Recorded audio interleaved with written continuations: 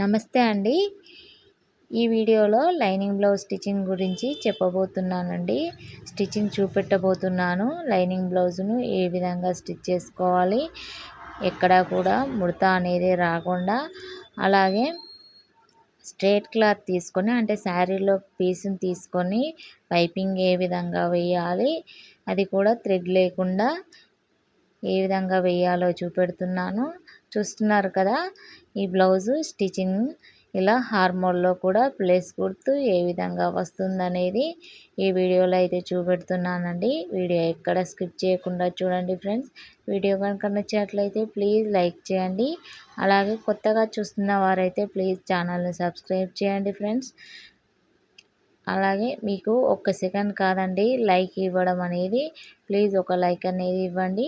ఈ వీడియో అనేది ఇంకో నలుగురికి షేర్ అవుతుందని ఒక చిన్న ఆశ అండి. ఇక వీడియోలోకి వెళ్తే ఫ్రెండ్స్, నేను ముందుగానే లైనింగ్ పార్ట్ నుండి మెయిన్ పార్ట్ను మిషన్ మీదనే జాయిన్ చేసుకున్నానండి. ఎక్కడా కూడా ఒక్క ముడత అనేది రాకుండా అయితే గమ్తో కాకుండా ఇలా మిషన్ మీదనే జాయిన్ చేసుకున్నాను.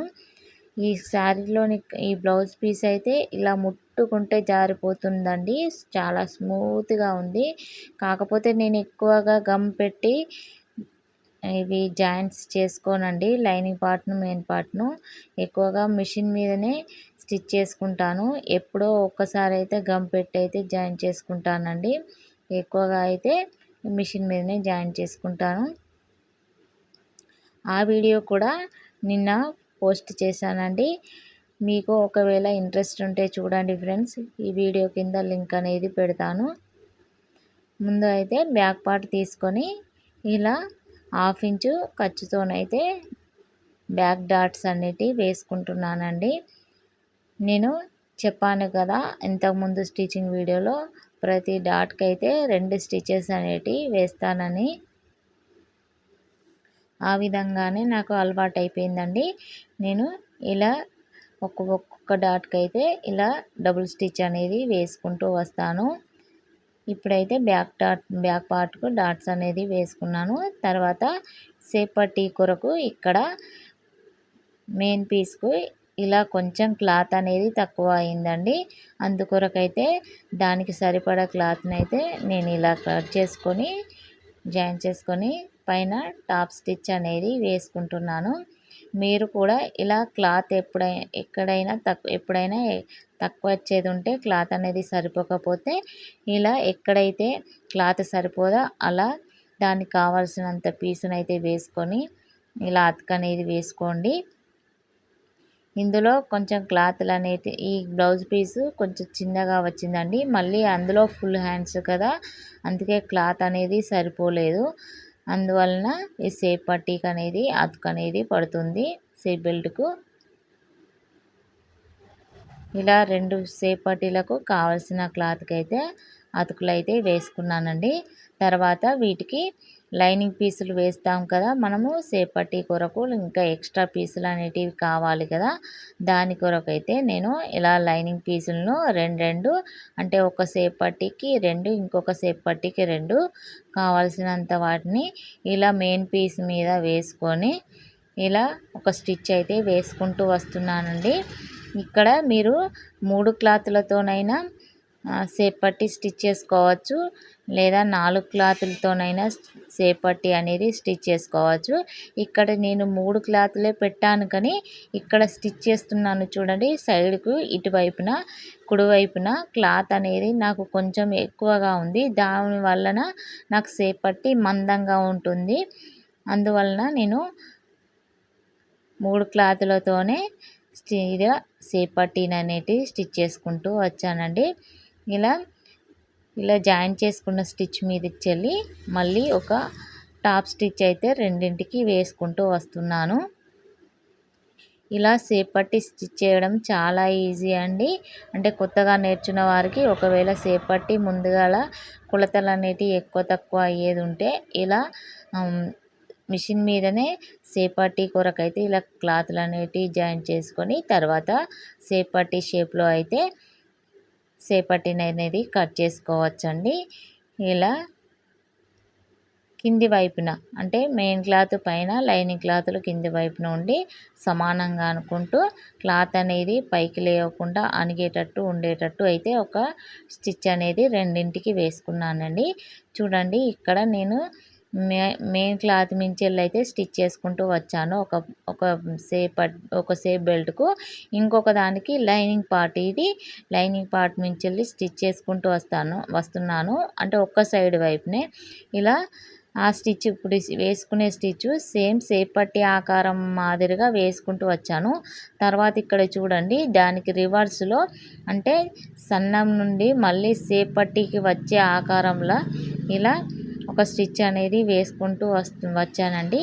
ఇలా రెండింటికి స్టిచ్ అనేది సేపటి ఆకారంలో వేసుకుంటూ వచ్చిన తర్వాత ఇలా సైడ్కి ఉన్న ఎక్స్ట్రా క్లాత్ను సమానంగా కట్ చేసుకోండి. చూడండి ఇప్పుడు ఒకదానికొకటి రివర్స్లో వేసుకోవాలంటే పైన కింద లైనింగ్ క్లాతులు ఉండాలి. మధ్యలో ఒకదాని మీద ఒకటి వేస్తాం కదా, దాంట్లో మెయిన్ క్లాత్ అనేది ఉండాలి. అలా ఉన్నదానికి ఇలా సేపటి ఆకారంలో షేప్లో మార్క్ చేసుకోండి. మార్క్ చేసుకున్న తర్వాత ఇలా కట్ చేసుకోండి. ఇంకేమున్నది, సేప్ బెల్ట్లు అనేటివి రెడీ అయినట్టే. చూస్తున్నారా, సేప్ బెల్ట్లు అనేటివి రెడీ అయ్యాయి. ఇక్కడ మార్క్ చేసుకున్నాను ఎందుకంటే మనం ఉక్స్ కాజా పట్టీల సైడు తెలవడం కొరకైతే మార్క్ చేసుకున్నాను. ఇప్పుడు నేను ముందుగాలే చెప్పాను కదా, నేను లైనింగ్ పార్ట్ని మెయిన్ పీస్ని అనేది జాయిన్ చేసుకున్నానని. అందుకైతే ఇలా ఫ్రంట్ పార్ట్ని అయితే తీసుకొని ఇలా ఒక లాంగ్ స్టిచ్ అనేది వేసుకుంటున్నాను. ఎందుకంటే మీకు ఒకవేళ మీరు కనుక ఊకే జారిపోయి ఇలాంటి జారిపోయే క్లాతులకు డాట్స్ అనేటివి వేసుకోరాకపోతే ఇలా లాంగ్ స్టిచ్తో ఇలా నేను చూపెట్టే విధంగా ఒక స్టిచ్ అయితే వేసుకోండి. అంటే మెయిన్ డాట్ నుంచి వెళ్ళి మళ్ళీ ఉక్స్ డాట్ వరకు ఇలా క్రాస్గా ఇలా చూస్తున్నారు కదా, డబ్బా షేప్లో అయితే ఒక స్టిచ్ అనేది వేసుకోండి. ఈ తర్వాత డాట్స్ వేసుకున్న తర్వాత ఈ స్టిచ్ అనేది విప్పుకోవచ్చు. ఇప్పుడైతే మెయిన్ డాట్ను ఒక ఫ్రంట్ పార్ట్కి అయితే ఇలా మెయిన్ డాట్ను మనం ఎంతైతే కొలత అనేది పెట్టుకున్నామో అంతే కొలతతో అయితే ఇలా మెయిన్ డాట్ని అయితే స్టిచ్ చేసుకోండి. తర్వాత ఉక్స్ కాజా వైపున చూపెడుతున్నాను చూడండి. నేను చెప్పాను కదా ఇంతకుముందు వీడియోలో కూడా, నేను కింది వైపున తక్కువ క్లాత్, పైన వైపున ఎక్కువ క్లాత్ అనేది పెట్టుకొని అయితే ఉక్స్ కాజా డాట్లు అనేటివి కుట్టుకుంటానని అదే చూపెట్టానండి. తర్వాత మెయిన్ డాట్కు సూటిగా చంక డాట్ అనేది వేసుకోండి. చూసారా షేప్ అనేది ఎలా వచ్చిందో.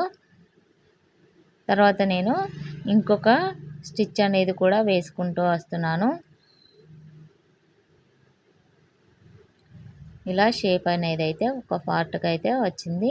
ఇంకొక ఫ్రంట్ పార్ట్కు డాట్స్ వేయాలి కదా, దాని కొరకైతే ఇంతకు ముందే చెప్పాను కదా, నేను క్లాత్ జారిపోయేది ఉంటే లాంగ్ స్టిచ్తోనైతే స్టిచ్ వేసుకున్న తర్వాత క్లాత్ అనేది జారిపోదు. ఇలా డాట్స్ కూడా నీట్గా వస్తాయి, ముడత అనేది రాదు. లోపలికి ఇలా ముడత అనేది రాకుండా ఉంటుందండి. ఇలా డాట్స్ను స్టిచ్ చేసుకోండి మనం తీసుకున్న కొలతతో అయితే. నేను మెయిన్ డాట్నేమో 1 ఇంచ్ 1 ఇంచు తోనైతే వేశాను. ఉక్స్ డాట్నేమో 1/2 ఇంచు కొలతతోనైతే వేశాను. చంక డాట్ అయితే 1/2 ఇంచు కొలత ఉన్నదండి, 1/2 ఇంచు కొలతతోనైతే వేశాను.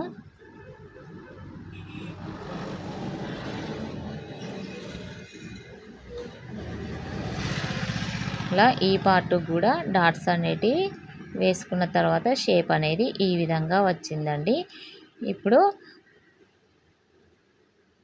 చూడండి ఇక్కడ సేప్ బెల్ట్ మనం వేయాలి కదా డాట్స్ వేసుకున్న తర్వాత మీకు ఒకవేళ తెలియకపోతే ఈ విధంగా వేసుకొని చూసి తర్వాత సేప్ పార్టీ అనేది స్టిచ్ చేసుకుంటూ రండి. ఫ్రంట్ పార్ట్కు ఇలా మనం ఎంతైతే ఖర్చు పెట్టుకున్నామో అంతే ఖర్చుతోనైతే సమానంగా ఒకే కొలతతోనైతే ఇలా సేప్ పట్టీను ఫ్రంట్ పార్ట్ను జాయింట్ చేసుకుంటూ స్టిచ్ అనేది వేసుకుంటూ రండి.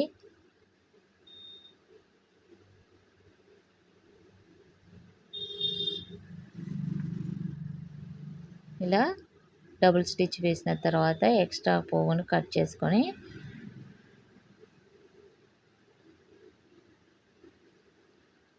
తర్వాత ఇంకొక పార్ట్ కూడా ఈ విధంగానే ఇప్పుడు ఒక పార్ట్కి ఇంతకుముందు కుట్టిన దానికేమో సేపట్టి కింది నుంచి కుట్టాము. ఇక్కడ కుట్టేదానికేమో పైనుంచి రివర్స్లో అంటే దానికి రివర్స్లో కుట్టామండి. దీనికి కూడా ఫస్ట్ దానికి వేసుకున్నట్టు డబుల్ స్టిచ్ అనేది వేసుకుంటూ వస్తే అయిపోతుందండి. పార్ట్ అనేది రెడీ అవుతుంది. అలాగే తర్వాత ఇవి సమానంగా వచ్చాయో లేదో చూసుకోండి. సమానంగా వచ్చాయండి. ఒకవేళ సమానంగా రాకుంటే అక్కడ ఎక్కడైతే ఎక్కువగా ఏ పార్ట్కి అయితే ఎక్కువగా వచ్చిందో అక్కడ కొంచెం స్టిచ్ చేసుకుంటే సరిపోతుంది. సేపటీల దగ్గరనైనా ఉక్స్ కాజా పట్టి వేసే డాట్ దగ్గరనైనా ఒక స్టిచ్ వేసుకుంటే సమానంగా అవుతాయండి. రెండు సమానంగా అవుతాయి. ఇక్కడ నేనైతే కాజా మనం నెక్ కట్ చేసిన భాగం ఉంటుంది కదా, 2 ఇంచులు 2.5 ఇంచులు, దాంట్లోనైతే ఒకటి కొంచెం వెడల్పుగా కాజా వైపు తీసుకుంటాను. కాజా పట్టీ కొరకు కొంచెం తక్కువగా ఉన్నదాన్ని ఉక్స్ పట్టీ సైడ్కి అయితే వేసుకుంటానండి. ఇది లైనింగ్ క్లాత్ బ్లౌజ్ కాబట్టి దీనికైతే ఒకటి కాజా పట్టీ కొరకైతే మెయిన్ క్లాత్ నుండి లైనింగ్ క్లాత్ రెండింటిని కలిపి ఒక స్టిచ్ అనేది వేసుకున్న తర్వాత దీన్ని మనం కింది వైపున పెట్టి తర్వాత పైన ఫ్రంట్ పార్ట్ అనేది పెట్టి రెడీ చేసుకున్న ఫ్రంట్ పార్ట్ని పెట్టి ఇలా కాజా పట్టీని స్టిచ్ చేసుకోవాలండి. ఫస్ట్ అయితే రెండింటిని కలిపి స్టిచ్ చేసుకున్న తర్వాత ఇలా ఎంతైతే క్లాత్ ఎక్కువగా ఉందో దాన్ని డబుల్ ఫోల్డ్ చేసుకొని ఇలా మలుచుకున్న తర్వాత మధ్యలోకి అయితే ఒక స్టిచ్ అనేది వేసుకుంటూ రండి. ఎందుకంటే నేను ఈ విధంగా ఎందుకు వేస్తున్నానంటే ఉక్స్ పట్టీలు అనేటివి నేను చేయితోని కాకుండా ఇలా మిషన్ మీదనే స్టిచ్ చేసుకుంటూ వస్తానండి. ఇలా చూస్తున్నారు కదా, నేను ఇంతకుముందు వీడియోలో కూడా చెప్పాను, నేను ఎక్కువగా మిషన్ మీదనే ఈ ఉక్స్ కాజాలు అనేటివి వేస్తానని. ఇలా చివరిలో మాత్రం ఈ కోన్ షేప్ ఇచ్చుకుంటా చివరిలో మాత్రం టాకాను వేసుకుంటూ, అంటే టైలర్ టాకాలు అనేటివి వేయడం వలన కుట్లు అనేటివి తొందరగా ఊడిపోకుండా ఉంటాయండి. స్టిచ్ అనేది గట్టిగా ఉంటుంది. అందుకొరకైతే ఇలా నేను ప్రతి కాజాకైతే ఇలా టాకాలు వేసుకుంటూ వస్తాను. ఇలా కోన్ షేప్ మోడల్గా మొత్తం 5 కాజాలు అయితే వేసుకుంటూ వస్తానండి మిషన్ మీద.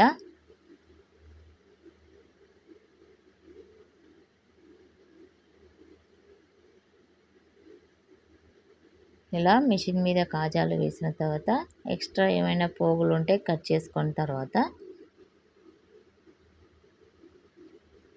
చూసారా ఫ్రెండ్స్, నీట్గా వచ్చాయి. తర్వాత ఉక్సుల సైడు ఇది కాజా దానికేమో కింది నుంచి పెట్టాము. ఈ ఉక్సుల సైడ్ ఏమో పైనుంచి పెట్టాలి. మనం వేసే ఉక్స్ క్లాత్ని అయితే ఇలా పైనుంచి పెట్టాలి. ఫ్రంట్ పార్ట్ పైనుంచి పెట్టి 1/2 ఇంచు కొలతతోనైతే ఒక స్టిచ్ వేసుకున్న తర్వాత పైనుంచి అయితే ఇలా టాప్ స్టిచ్ అనేది వేసుకుంటూ రావాలి.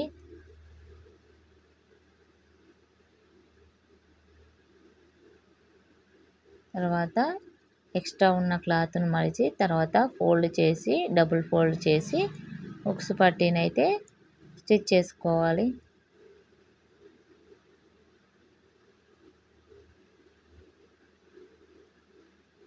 అంతేనండి, ఉక్స్ సైడ్ పార్ట్ అయిపోయింది.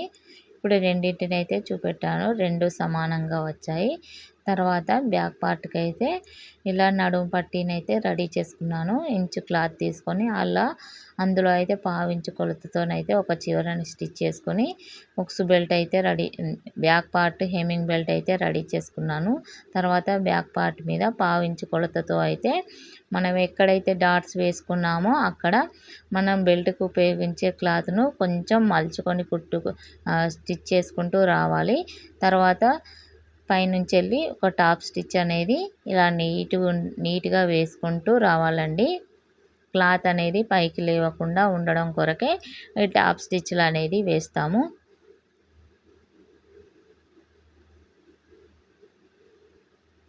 తర్వాత బ్యాక్ పార్ట్ మీద 1/2 ఇంచ్ ఖర్చుతోనైతే షోల్డర్స్ని అయితే జాయిన్ చేసుకోవాలండి.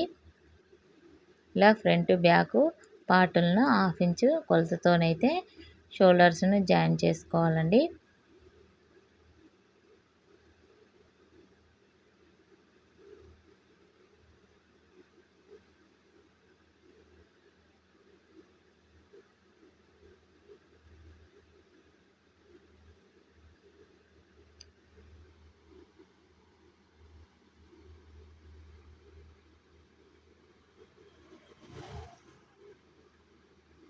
ఇలా జాయిన్ చేసుకున్నాం కదా.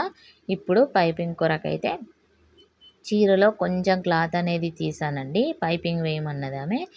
అందుకొరకైతే నేను చీరలో అంటే శారీ మొత్తం ఈ కలర్లో వచ్చింది, బ్లౌజ్ పీస్ అనేది పింక్ కలర్లో వచ్చింది.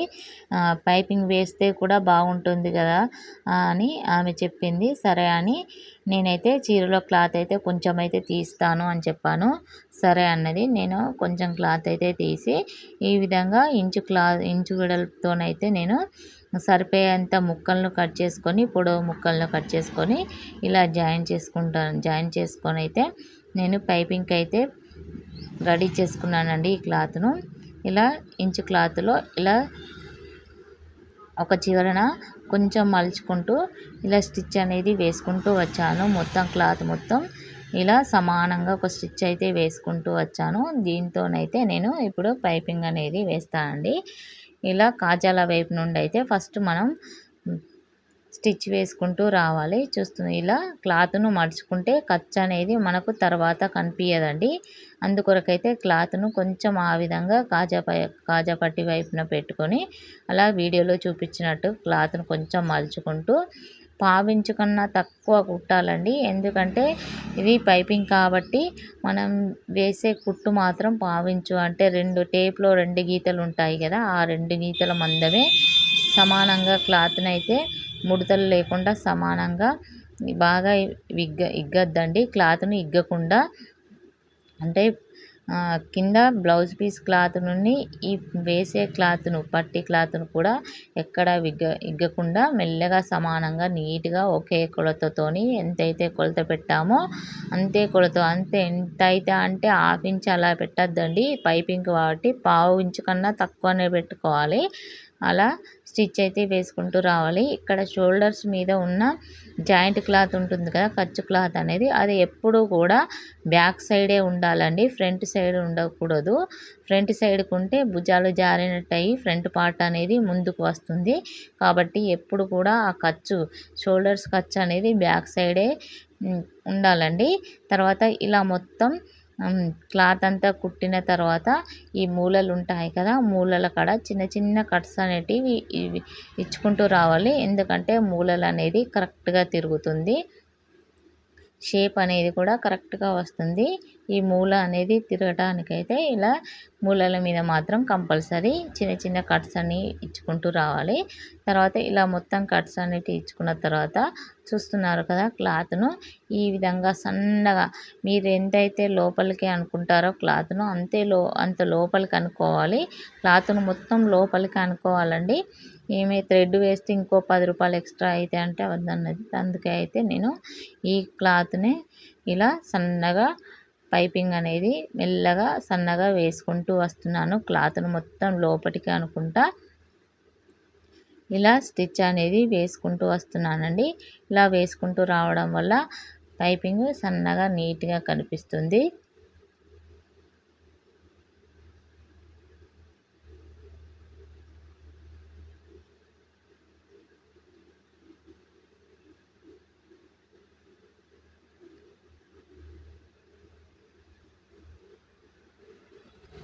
చూడండి ఇక్కడ నీడిల్ అనేది క్లాత్లోనే ఉంచుకోవాలండి, క్లాత్లోనే ఉండాలి.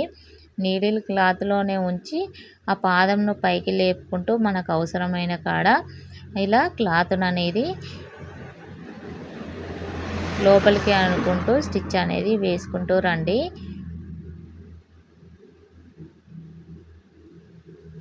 పాదాన్ని ఒక్కటే పైకి లేవాలండి, నీడిల్ మాత్రము క్లాత్లోనే ఉండాలి.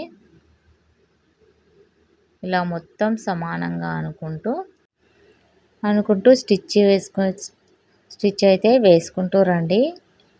ఇలా మొత్తం కాజా పట్టి నుండి ఉక్సు వరకు పైపింగ్ క్లాత్ను, ఎక్స్ట్రా ఉన్న క్లాత్ను లోపలికి అనుకుంటూ ఇలా పైపింగ్ క్లాత్ను సమానంగా అనుకుంటూ ఒకే కొలతతోనైతే స్టిచ్ చేసుకుంటూ రావాలండి.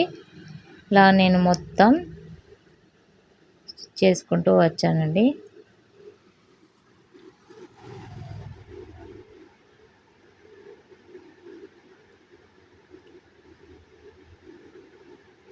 చూసారా ఫ్రెండ్, ఇలా స్ట్రైట్ క్లాత్ కాబట్టి కొంచెం ఇబ్బంది ఉంటుందండి, అంటే కొంచెం తిరుగుడు కాడ కష్టం అవుతుంది, అందుకొరకే కొంచెం లేట్ అవుతుంది. అయినా కూడా ఎక్కడా కూడా ముడతలు అనేటివి రాకుండా నిదానంగా పైపింగ్ అనేది వేసుకుంటూ రావాలి. తర్వాత ఇలా లోపల వైపున మనమైతే ఎంత ఖర్చు తీసుకున్నామో అంత ఖర్చుకైతే ఇలా నీట్గా స్టిచ్ అనేది వేసుకుంటూ రావాలి. ఇలా మొత్తం ఇక్కడ మనం ఫస్ట్ ఏమో కాజా నుండి ఉక్సు వైపుకు స్టార్ట్ చేసాము, ఈ లోపల స్టిచ్ ఏమో ఉక్సు నుండి వెళ్ళి కాజా వైపుకి అయితే వస్తుందండి. ఇలా మొత్తం అయితే పైపింగ్ అయితే రెడీ అయింది నెక్కి అయితే.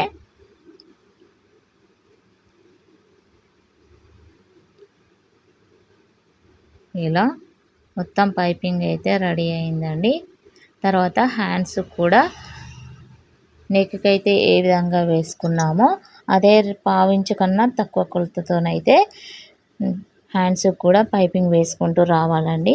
ఇలా హ్యాండ్స్కి అయితే ఇలా పైపింగ్ క్లాత్ను జాయిన్ చేసుకొని తర్వాత ఎక్స్ట్రా ఉన్న క్లాత్ను కట్ చేసుకున్న తర్వాత ఇలా సేమ్ నెక్కి ఇలా క్లాత్ని అనేది లోపలికి ప్రెస్ చేసుకుంటూ స్టిచ్ అనేది వేసుకుంటూ వచ్చాము. అదేవిధంగా హ్యాండ్స్ కూడా క్లాత్ని అనేది లోపలికి ప్రెస్ చేసుకుంటూ సన్నగా వచ్చేటట్టుగా స్టిచ్ అనేది అయితే వేసుకుంటూ రావాలండి.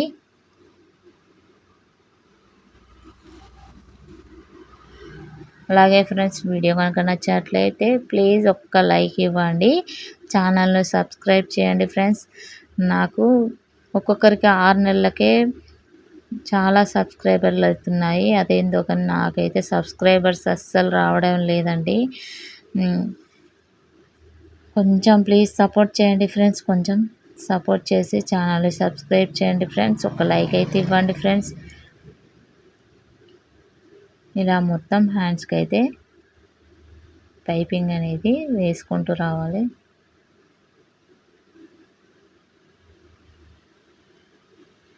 తర్వాత లోపల వైపున కూడా స్టిచ్ అనేది వేసుకుంటూ రావాలి. మీకు స్టిచ్ అయితే స్టిచ్ వేసుకోవచ్చు, లేదా స్టిచ్ అంటే కుట్టు ఏర్పడుతుంది అనుకుంటే హెమ్మింగ్ అయినా వేసుకోవచ్చండి. తర్వాత ఇంకొక హ్యాండ్ కూడా సేమ్ ఆ విధంగానే ఫస్ట్ ఎలా వేసుకుంటూ వచ్చామో ఆ విధంగానే స్టిచ్ చేసుకుంటూ వచ్చి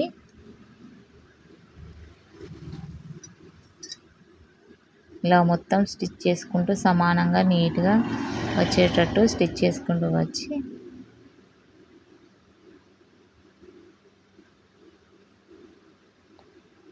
స్టిచ్ చేసుకుంటూ వచ్చిన తర్వాత సైడ్లకు ఉన్న ఏమన్నా ఎక్స్ట్రా క్లాత్ ఉంటే ఆ క్లాత్ని మొత్తం కట్ చేసుకోవాలండి. ఈ చివర ఆ చివరన ఎక్స్ట్రా ఏమైనా పోగులు క్లాత్లు అనేటివి ఉంటే కట్ చేసుకోవాలి. తర్వాత ఇక్కడ క్లాత్ను నెక్కుని హ్యాండ్కి ఏ విధంగా వేసామో అదేవిధంగా ఈ హ్యాండ్కి కూడా అలా క్లాత్ను లోపటికి అనుకుంటూ సన్నగా వచ్చేలా పైపింగ్ అనేది అయితే వేసుకుంటూ రావాలండి.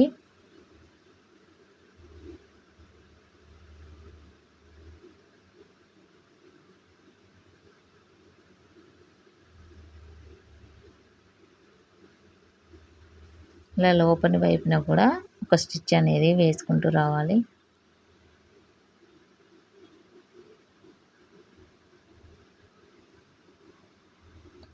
ఇలా 2 హ్యాండ్స్కి అయితే పైపింగ్ అయితే రెడీ అయింది అండి.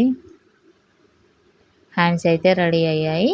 ఇప్పుడు బాడీ పార్ట్కి హ్యాండ్స్ జాయిన్ చేసి సైడ్ జాయిన్స్ వేస్తే బ్లౌజ్ అనేది రెడీ అవుతుంది.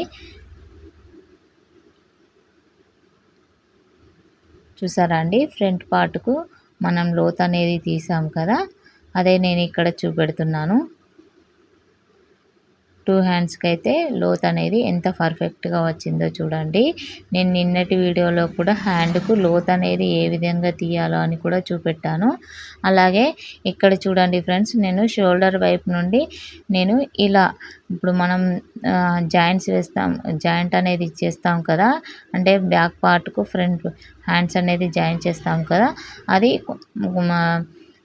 ఇక్కడ షోల్డర్ నుంచి వెళ్ళి కూడా జాయిన్ చేసుకోవచ్చు. లేదా సమానంగా కుట్టు అనేది ఇంకా సమానంగా రావాలంటే ఫస్ట్ నేను అక్కడ పెట్టానో అక్కడ నుండి అయినా చివరి వైపు ఈ ఒక చివర నుండి మొదలుపెట్టి ఇంకొక చివర వరకు కూడా స్టిచ్ అనేది ఇలా వీడియోలో చూపిస్తున్నట్టుగా వేసుకుంటూ రావచ్చండి. ఇలా వేస్తే ఇంకా ఈజీగా ఉంటుందండి. నేను ఈ పద్ధతి కూడా మీకు తెలియాలని ఇలా బ్లౌజ్ పార్ట్కి అయితే హ్యాండ్స్ అనేటివి జాయిన్ చేసుకుంటూ వస్తున్నాను. ఇలా మొత్తం ఒకే కొలతతోని, అంటే back part front part okay కొలతతోనైతే hands అనేటివి జాయిన్ చేసుకుంటూ రావచ్చండి. ఇలా మొత్తం ఒక స్టిచ్ వేసుకున్న తర్వాత మళ్ళీ దాన్ని ఇలా రివర్స్లో ఇంకొక స్టిచ్ అనేది వేసుకుంటూ రావాలి. ఎక్కడ కూడా ముడతలు అనేటివి రాకుండా క్లాత్ అనేది సమానంగా అనుకుంటూ ఫస్ట్ స్టిచ్ ఇప్పుడు ఎలా వేసామో ఆ స్టిచ్ పైన ఉండేలైతే ఇంకొక స్టిచ్ అనేది వేసుకుంటూ రావాలి.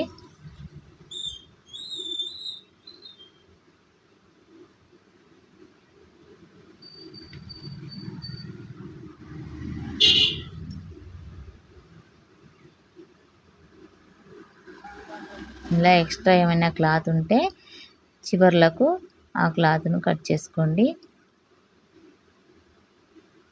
చూస్తున్నారు ఫ్రెండ్స్, ఎక్కడ కూడా ముడతలు అనేవి రాలేదు. ఇక్కడ చూడండి, ఇప్పుడు చెప్తాను నేను.